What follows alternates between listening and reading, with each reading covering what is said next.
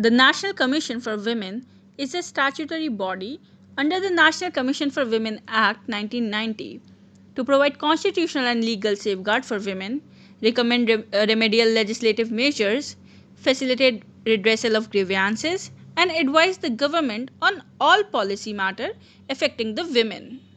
The Committee on Status of Women in India was set up by the Government of India in 1974, and it recommended the constitution of a National Commission for Women to fulfill the surveillance functions and to facilitate redressal of grievances and to accelerate the socio-economic development of women. So again, the successive women-related committees, several commissions and plans, including the National Perspective Plan for Women in 1988, have also recommended the constitution of such an apex body for women. And accordingly, the National Commission for Women was constituted in 1992 for protecting, promoting, and safeguarding the interests and rights of women. The National Commission for Women is a multi-member body consisting of a chairperson, 5 members, and a member secretary. The chairperson should be someone who is committed to the cause of women. The 5 members should be from amongst persons of ability, integrity, and standing who have had experience in law or legislation, trade unionism, management of an industry or organization committed to increasing the employment potential of women, and women's voluntary organizations including women activists and other organizations which are related to matters like health, education or social welfare. See, however, at least one member should belong to the scheduled caste and scheduled tribes respectively. Further, the member secretary should be either an expert in the field of management, organizational structure, or sociological movement, or an officer who is a member of a civil service of the union or an all India service or holds a civil post under the union. Further, the chairperson, members, and the member secretary are all nominated by the central government, and even the salaries, allowances, and other service conditions are also prescribed by the central government for the commission. The Ministry of Women and Child Development of the Government of India is the nodal ministry for the commission. And moreover, the chairperson or the other 5 members or the secretary hold office for a period of 3 years, and they can moreover relinquish their office at any time by addressing their resignation to the central government. So now let's discuss the functions of the National Commission for Women. So the commission is provided with a 14-point mandate. Let's discuss the following.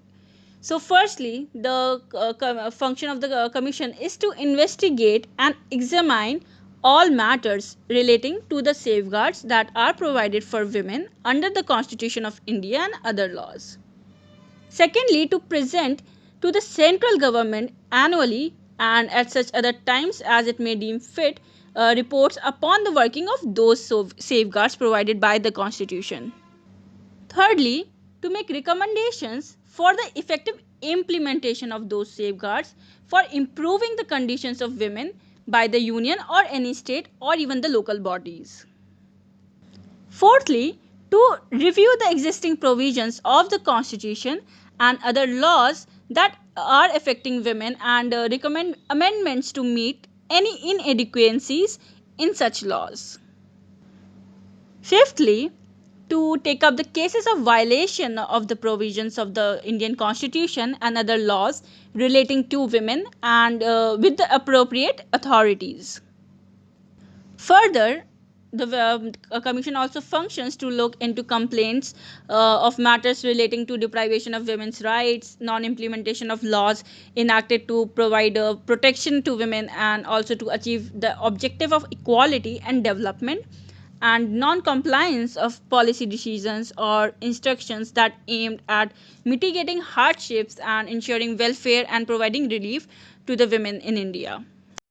Further, the Commission called for special studies or investigations into specific problems or situations arising out of discrimination and atrocities against women and to identify the constraints so as to recommend strategies for their removal.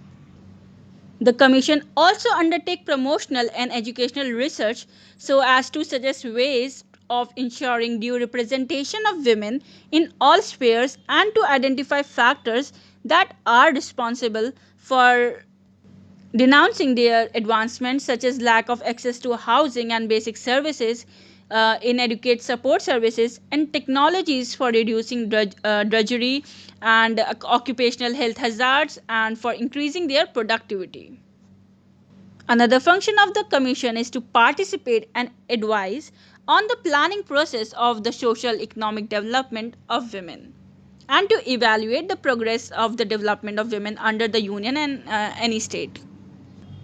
The Commission also inspect any jail, remand home, women's institution or any other place of custody where women are kept as prisoners or otherwise and take up with the concerned authorities for the remedial action. And further to look into any other matter that is referred to the Commission by the central government on women issue. So coming to the report of the Commission presents an annual report to the central government and it can also submit a report as and when it thinks necessary. The central government places all such reports before each House of Parliament along with a memorandum explaining the action taken on the recommendations made by the Commission. And the memorandum should also contain the reasons for the non acceptance of any such recommendations. So, if any such report is related to any matter with which any state government is concerned, the Commission forward a copy of such report to the respective state government, and the state government places it before the state legislature, and along with the memorandum explaining the action taken on the recommendations of the Commission, and the memorandum should also contain the reasons for non acceptance of any such recommendations, like that in this case of the central government. Now, coming to the working of the Commission, so the Commission processes the complaints received either verbally or in writing, and it also takes into account suo motu notices of cases related to women. The complaints received relate to various categories of crime against women, such as domestic violence, harassment, dowry, torture, murder, kidnapping or abduction, and complaint against NRI marriages, or we can say, and the most importantly, rape, police harassment, and cruelty by husband or deprivation of rights, gender discrimination, sexual harassment at workplace, and so on. Moreover, the complaints are acted upon in the following manner. Firstly, the specific cases of police apathy are sent to the police authorities for investigation and cases are monitored. Family disputes are resolved or compromise struck through the counseling, and disaggregated data are made available to various state authorities to facilitate action. And in the case of sexual harassment complaints, the concerned organization are urged to solve the cases and look into the matters. And for serious crimes, the Commission constitutes an inquiry committee to provide immediate relief and justice to the victim of violence and atrocities. Now let's discuss the strategies that are used up by the National Commission for Women. So, in keeping with its mandate, the Commission evolved the following strategies to improve upon the status of women and women's development. So, firstly, through economic empowerment, through building up skills and securing access to gainful employment. Secondly, by political empowerment through awareness, training, and mobilization for equitable representation in all spheres. And thirdly, by prevention of violence and discrimination against women inside and outside the home through legal reform and sensitive enforcement. The Commission also strategized for improving the conditions of disadvantaged women, such as the physically challenged women, including those who are visually disabled or mentally affected, and socially challenged women, including the Muslim women, women from scheduled castes and scheduled tribes, widows, and prostitutes. And moreover, the Commission also strategized for the prevention of indecent representation of women in the media through legal and social sanctions. So now let's discuss some of the cases in which the National Commission for Women has intervened in their court proceedings. So basically till now there has been number of cases, but let's discuss some important ones. So firstly, the Bhateri gang rape case that happened in Rajasthan. The Commission suo moto took up the case of Ms. Bhavri Devi and extended its full support in going for appeal, and also providing security to the victim and appointment of a special public prosecutor to argue her case. So she was basically raped in retaliation for her intervention in a child marriage in September 22nd, 1992. Another case is of Ramshri's case of capital punishment and death penalty. So, due to the timely intervention of the National Commission for Women, the Supreme Court ordered the death sentence was temporarily stayed, and the High Honorable Court later on commuted the death sentence into a life imprisonment.